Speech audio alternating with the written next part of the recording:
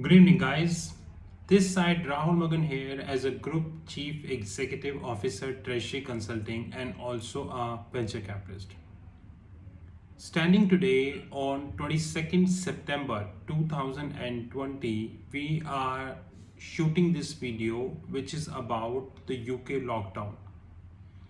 I really do not need to tell you that the London is once again is in lockdown, and this time it's all because of the virus.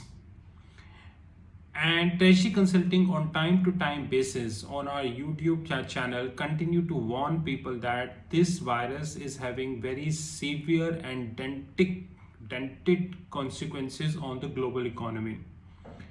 But unfortunately, because of economic compulsions, few economies need to open up, and London is one of them. And the credit has to go for the Brexit, because after Brexit, the British economy ability to generate more income is definitely reduced. And now, as we speak on 22nd September 2020, there is a fresh research which came in public domain, and this research is by CEBR, which is Center for Economics and Business Research, who said that every day, basically the second lockdown, every day it would costing around 250 million GBP, which precisely means that after every fourth day it would cost at least 1 billion pound, or if I convert into dollar, then approximately 1.3 billion US dollars after every fourth day. And I really don't think I need to tell you that the British economy as a whole lost around 700,000 jobs. And this is just an initial estimate. As the virus spread, the situation will definitely get worsened, not only for Britain, but also for the whole Europe. And more importantly, British government on time to time basis is advising people to work from home. We also need to understand that many top oil companies are also selling their headquarters across the globe. And more importantly, now this fresh figure of 250 million per day is little undigestible for me, which precisely means around 1 billion GBP after every fourth day. How would this translate into the GDP of UK when UK will declare the GDP as at September end and of course as at December end? But this translation will surely have a negative repercussion on the British economy. And guys, we also need to understand that the Brexit is yet to start. So Britishers opt for Brexit. Brexit was about to start, but somehow Brexit delays, and by the time it was about to start, we got Corona. So British economy as a whole is deeply in a mess.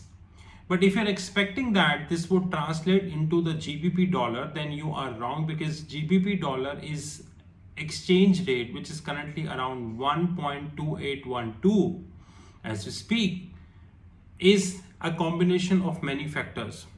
Of course, this is also one of the factors, and this factor I would say is having utmost importance now, because even after this lockdown, there is no guarantee that there is no other lockdown. That is one important thing. And another important thing is that London might not be the only country or the state who would have that. We precisely feel that the whole Europe will have to have another set of lockdown, because virus is flaring up in Europe like anything, and European economies needs to take up a call whether they would like to have another round of lockdown or they would continue with the status quo. But this is really tough to predict now, but one thing is sure that as we speak, the markets are in risk off mode. In English, the risk off mode means that it's a kind of breakout, which means that you really do not know where are you heading. So example, you are driving on a straight road, all of a sudden you reach at the end of the road, and then there are two roads. One is going on the right side, one is going on the left side. You don't have a map. Your mobile phone do not have a battery. You do not have any access to the information like Google Maps, Apple Maps and all. You know, you're really confused. Where are you heading?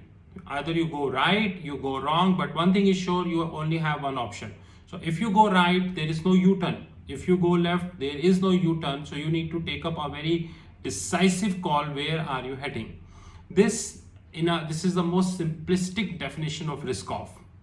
And yesterday, when Indian Sensex tanked around 800 points, and global markets including Standard & Poor, Nasdaq, Dow, they also tanked. Like yesterday, out of 11 sectors, Standard & Poor is precisely divided into 11 sectors.